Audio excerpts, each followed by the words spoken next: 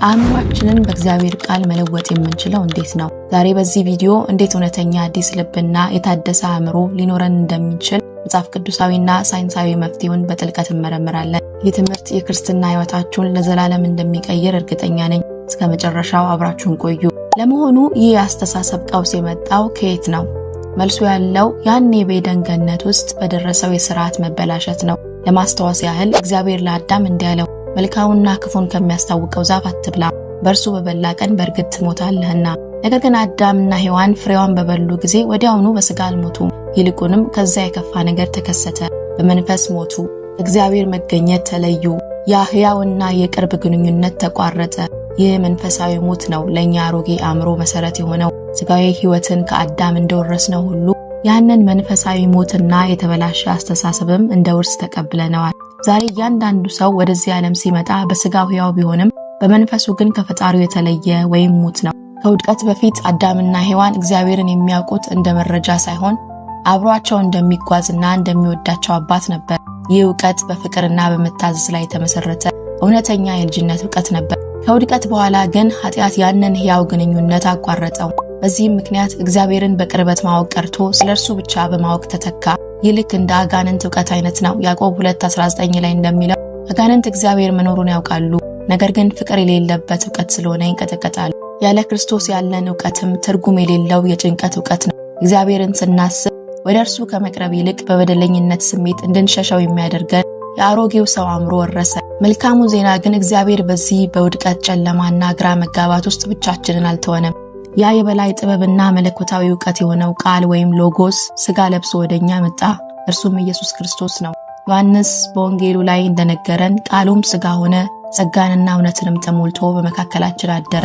አሁን እውነተኛ ዕውቀት የሚገኘው በደረቅ ሃይማኖታዊ ሥርዓት ወይም ስለ እግዚአብሔር በሚሰበሰብ መረጃ ሳይሆን በክርስቶስ በኩል በሚገኝ ሕያውና ግላዊ ግንኙነት ብቻ ነው። ይህ ግንኙነት ደግሞ አስተሳሰባችንን ከስሩ ይለውጠዋል። እዚህ ነው ሐዋርያው ጳውሎስ እኛ ግን የክርስቶስ አእምሮ አለን ሲል አዲስ መረጃ ወደ አሮጌው አእምሯችን ተጫነ ማለቱ እንዳልሆነ የምንረዳው። ይልቁንስ በክርስቶስ በኩል ያንን የተሰበረውን የፍቅር መነጽር የሚተጋ አዲስ መለኮታዊ ተፈጥሮና አዲስ ማንነት እንደተቀበልን ማብሰሩ ነበር። ዳግመኛ ስትወለዱ ያገኛችሁት አዲስ ሃይማኖት ሳይሆን አዲስ ማንነት ነው። የአስፈሪና የሚያርቅ የፍርሃት ቀንበር ተሰብሯል። ከወላጅ አልባነት ከባርነት መንፈስ ወጥታችሁ አባ አባት ብላችሁ ወደምትጮሁበት ወደ ተወደደ የእግዚአብሔር ልጅነት ተሻግራችኋል። የዘላለም ሕይወት ከሞት በኋላ የምንጀምረው ጉዞ ሳይሆን አሁኑኑ በውስጣችሁ የሚኖር መለኮታዊ ሕይወት ነው። ቆላስይስ 1:13 እንደሚነግረን አሁን የሰማይ ዜጋ ናችሁ፣ ከእንግዲህ የጨለማው ግዛት በእናንተ ላይ ምንም አይነት ሕጋዊ መብት የለውም።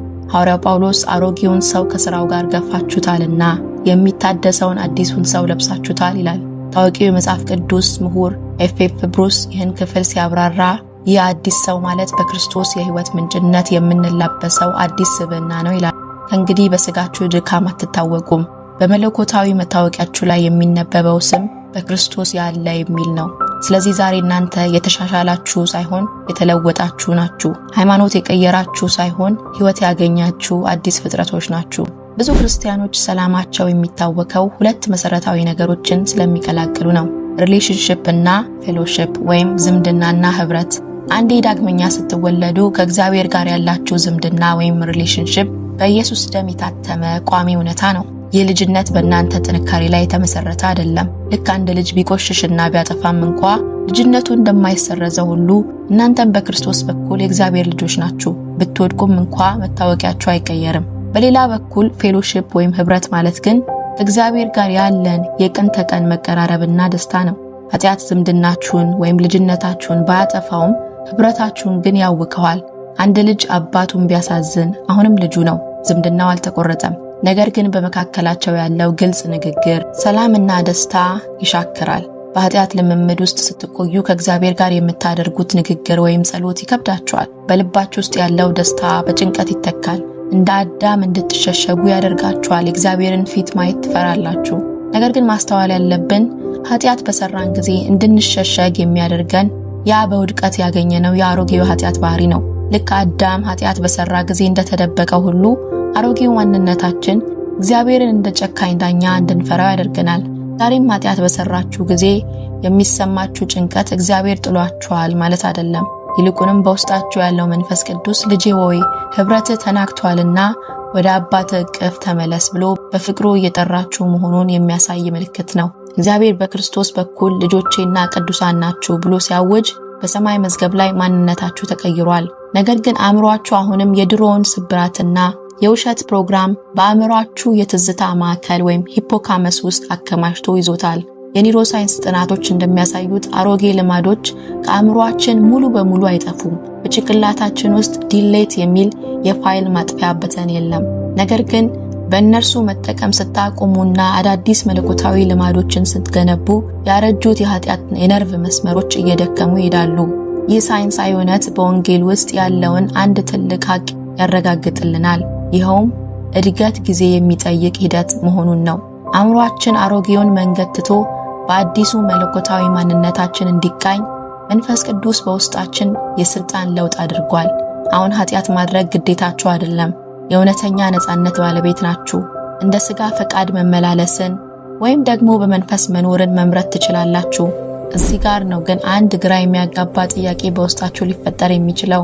ታዲያ እኔ አሁንም ያው የድሮው ሰው ከሆንኩ እንዴት ነው አዲስ ፍጥረት የሆንኩት? በከፊል አዲስ በከፊል ደግሞ አሮጌ ነኝ ማለት ነው? ይህን ሚስጥር ለመረዳት ብዙዎቻችን የምናውቀውን የአፕል ማንጎ አበቃቀል እንደ ምሳሌ እንውሰድ። ይህ ምሳሌ በክርስቶስ የሆነውን ድንቅ ለውጥ ቁልጭ አድርጎ ያሳየናል። በየመንገዱ ዳር በራሱ የሚበቅል ወፍ ዘራሽ ማንጎ አለ። ዛፉ ትልቅ ቢሆንም ፍሬው ግን ቃጫ የበዛበት የማይጣፍጥና ለማፍራትም ረጅም ዓመታት የሚፈጅ ነው። ይህ የአሮጌው ማንነታችን ምሳሌ ነው። በራሳችን ጥረት ጥሩ ሰው ለመሆን ብንሞክርም ለእግዚአብሔር የሚሆን እውነተኛ የጽድቅና የቅድስና ፍሬ ማፍራት አንችልም። አንድ ገበሬ የዛፍ ጣፋጭ ፍሬ እንዲሰጥ ሲፈልግ መጀመሪያ ቃጫማውን ቅርንጫፍ ይቆርጠዋል። ይህ የኛ ከክርስቶስ ጋር መሰቀል ምሳሌ ነው። ሐዋርያ ጳውሎስ እንደሚለው አሮጌው ማንነታችን ከእርሱ ጋር ተሰቅሏል። ይህም ማለት የኃጢአት አገዛዝ በእኛ ላይ አብቅቷል ማለት ነው። በመቀጠል ገበሬው አፕል ተክል ላይ አዲስ ቅርንጫፍ ወስዶ በቆረጠው ግንድ ላይ ይቀጥለዋል። ይህ ቴክኒካል ተርሙ ግራፍቲንግ ይባላል። አሁን የሚገርም ነገር ይጀምራል። ዛፉ አሁንም የድሮ ግንድ ቢኖረውም በውስጡ በሚፈስ ሕይወት ሰጪ ፈሳሽ ወይም ቅልጥም ሳፕ አማካኝነት የሚወጣው ቅጠልና ፍሬ ጣፋጩ የአፕል ማንጎ ነው።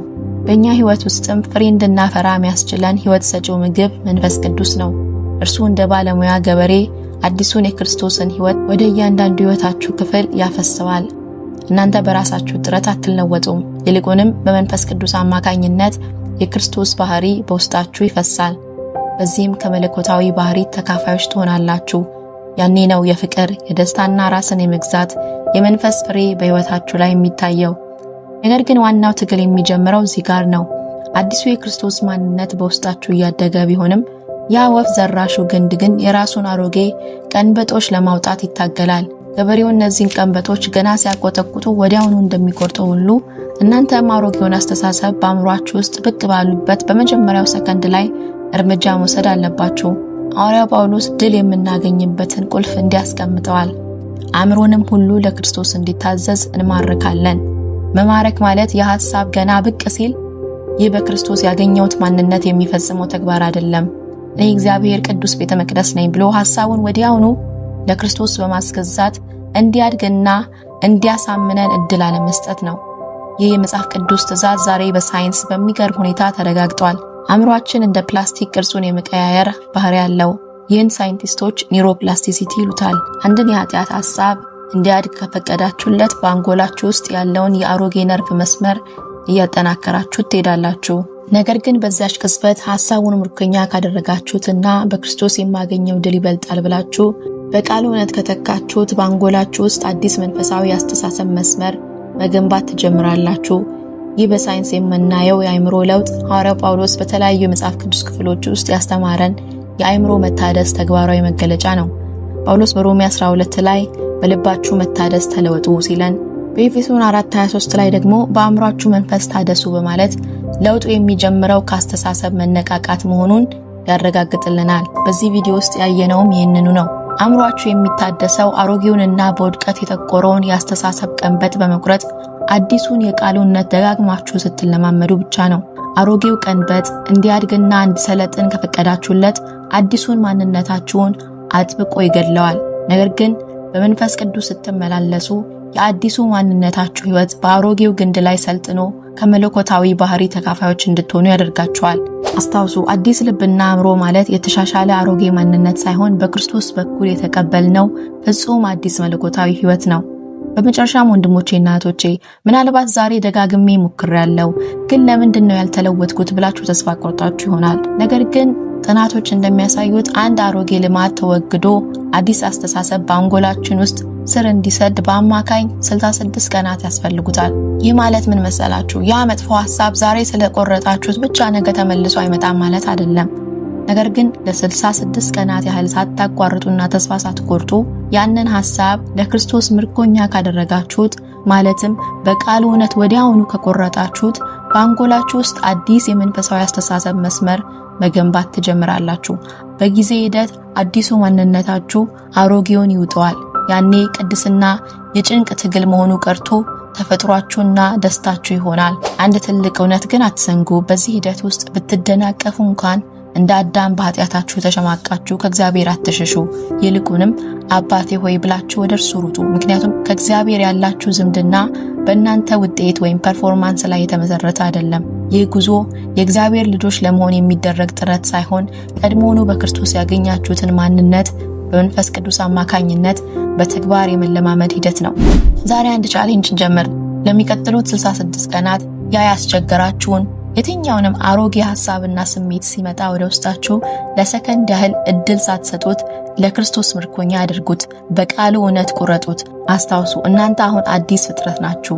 የአሮጌው ቀንበጥ ብቅ ሲል እንዲያድግ እድል አትስጡት። ወዲያውኑ ለክርስቶስ ምርኮኛ አድርጉት። በመንፈስ ቅዱስ ተመላለሱ። ያኔ አሮጌው ግንድ በእናንተ ላይ የመግዛት ኃይል አይኖረውም።